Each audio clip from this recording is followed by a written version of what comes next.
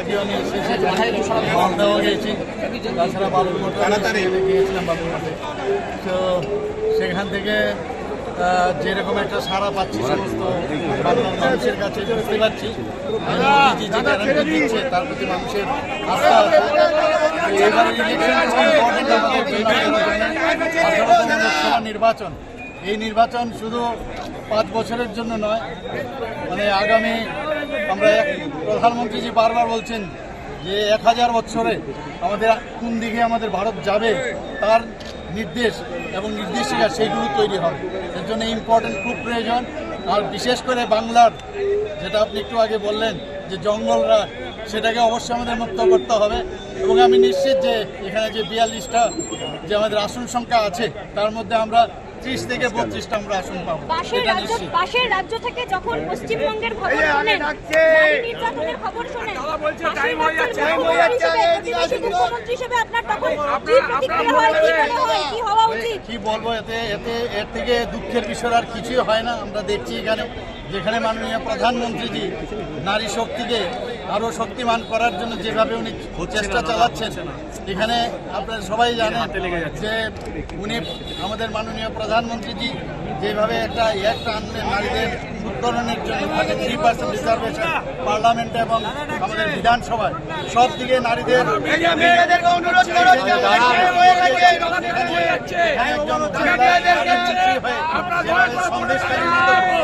এবং বিভিন্ন সময়ে আমাদের সরস্বতীদের উপর আক্রমণ, এগুলো সত্যি দুঃখ, অত্যন্ত দুঃখের বিষয়, পরিতাপের বিষয়।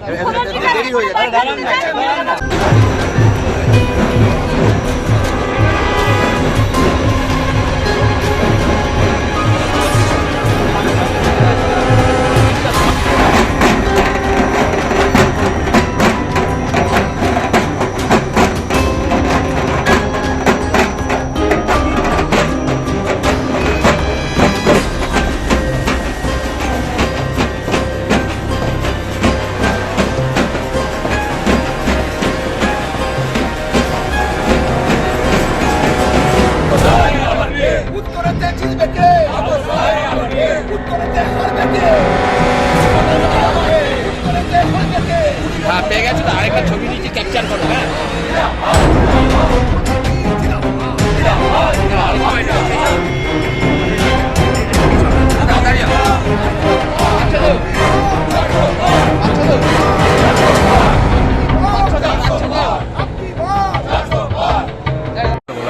সুদীপ বন্দ্যোপাধ্যায়ের উদ্দেশ্যে আজকের দিনে কি বার্তা? কারণ তারা সব কথায় কথায় বলছেন খেলা হবে, তারপর